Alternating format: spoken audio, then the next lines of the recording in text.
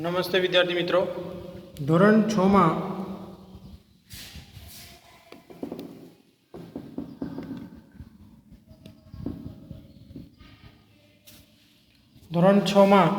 આપણે ગઈ વખતે 5મો પાઠ શીખ્યા હતા। હવે આજે 6ઠ્ઠા પાઠની શરૂઆત કરીએ છીએ। આપણી આસપાસ થતા ફેરફારો।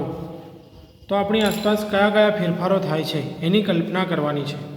આપણને ખબર છે કે આપણી આસપાસ ઘણા બધા પ્રકૃતિના ફેરફારો થતા હોય છે, જેવી રીતે કે વાતાવરણનું બદલાવવું, વરસાદ પડવો, ઠંડી લાગવી, ગરમી લાગવી। તો આ બધું શું છે? ફેરફારો છે એક જાતના। હવે આગળ દેખીએ આનામાં। તો કલ્પના કરો કે જો તમને તમારી આસપાસ કોઈ પણ વસ્તુમાં ફેરફાર કરવા માટેની કોઈ જાદુઈ શક્તિ અચાનક પ્રાપ્ત થાય તો એક રસપ્રદ વાત નહીં હોય? એ કઈ વસ્તુ છે જેને તમે બદલવા માંગશો? તમારા હાથમાં એવી કઈ જાદુઈ છડી આવી જાય તો તમે કઈ વસ્તુને બદલવાનો પ્રયત્ન કરશો? કઈ વસ્તુ બદલી નાખીએ?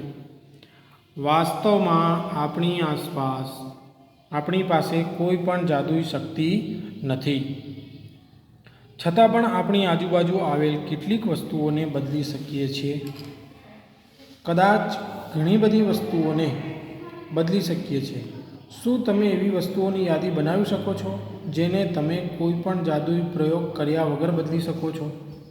એવી કોઈ વસ્તુ નથી, એવી કોઈ જાદુ નથી કે જેનાથી તમે વસ્તુને બદલી શકો છો, પરંતુ હા, આપણે પ્રયોગ કર્યા વગર તેને બદલી શકતા નથી, પ્રયોગ કરીને જ બદલી શકીએ છીએ। તો એવી કઈ વસ્તુ છે જેને પ્રયોગ કરીને આપણે બદલી શકીએ છીએ? તો જોઈએ, આપણી આજુબાજુ ઘણા બધા ફેરફાર પોતાની જાતે જ થતા હોય છે।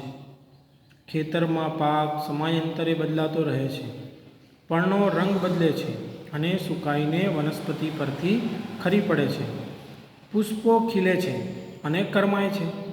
શું કોઈ ફેરફાર આપણા શરીરમાં પણ થાય છે?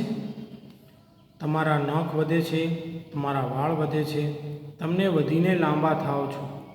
આ બધું વધવાની સાથે તમારું વજન પણ વધે છે।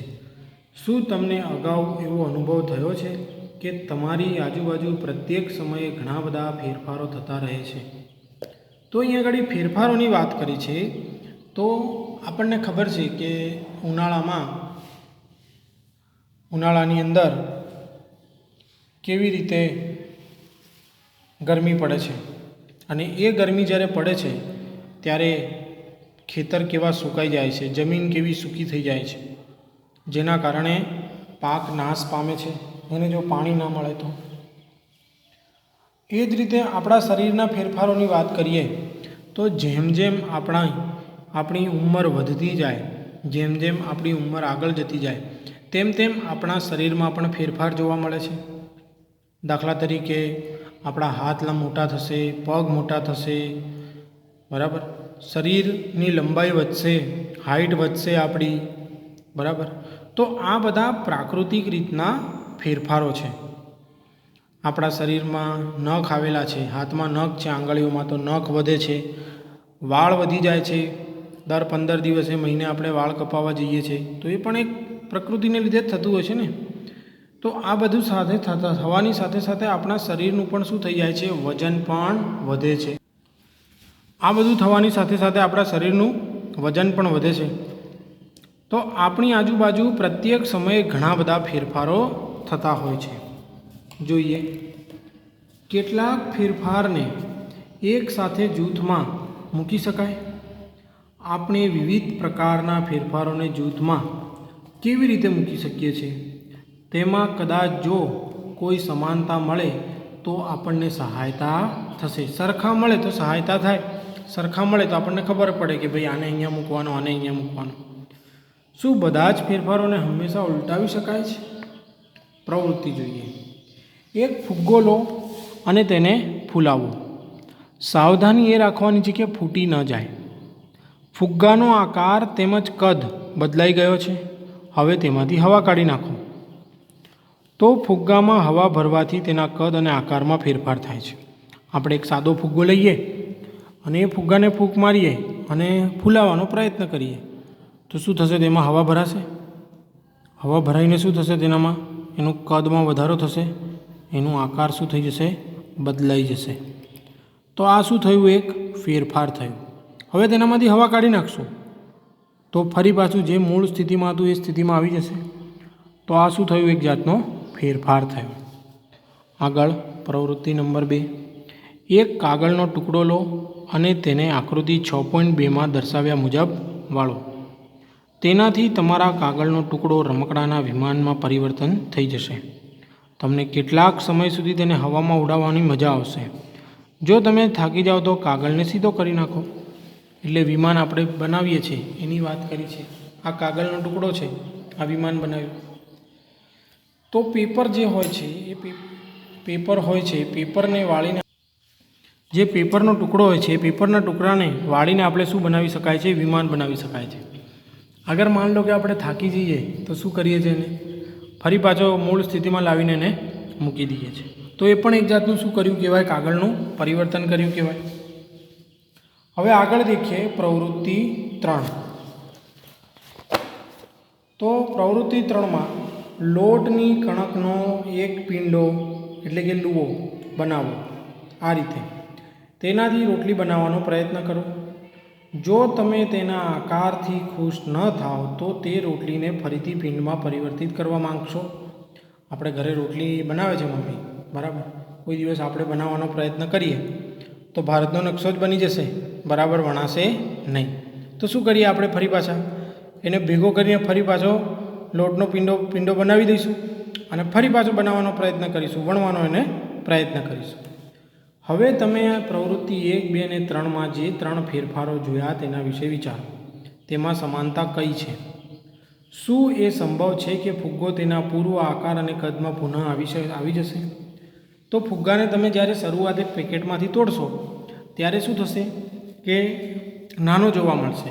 પરંતુ તેને હવા ભરશો, ફૂલાવશો, ફૂલાયા પછી તેનામાંથી હવા કાઢી નાખશો પાછી, તો શું થશે? તે તેની મૂળ સ્થિતિમાં તો આવશે પરંતુ તેના કદમાં વધારો થયેલો જોવા મળશે. એ જ રીતે કાગળનું કદ વિમાન બનાવતા પહેલાં અને પછી સમાન રહે છે? તો કાગળનું કદ તો સરખું જ રહે છે. પહેલાં જે બનાવીએ છીએ અને પછી બનાવ્યા પછી જે કાગળ હોય છે અને ફરી પાછું એને સીધું કરીએ છીએ તો કાગળ શું થઈ જાય છે? વળી જાય છે. શું થઈ જાય છે? વળી જાય છે. એટલે કે તેના કદમાં થોડોક ફેરફાર જોવા મળે છે આપણને. આગળ પાછળ તેના જે કાગળના જે આગળ પાછળના ખૂણાઓ હોય છે તે ખૂણા શું થઈ જાય છે? લંબાઈ પહોળાઈ બદલાઈ જાય છે. એ જ રીતે ગુંદેલા લોટમાંથી ફરી પિંડ બનાવવો સંભવ છે? તો બનાવી શકાય છે. કેમ નથી બનાવી શકાતો?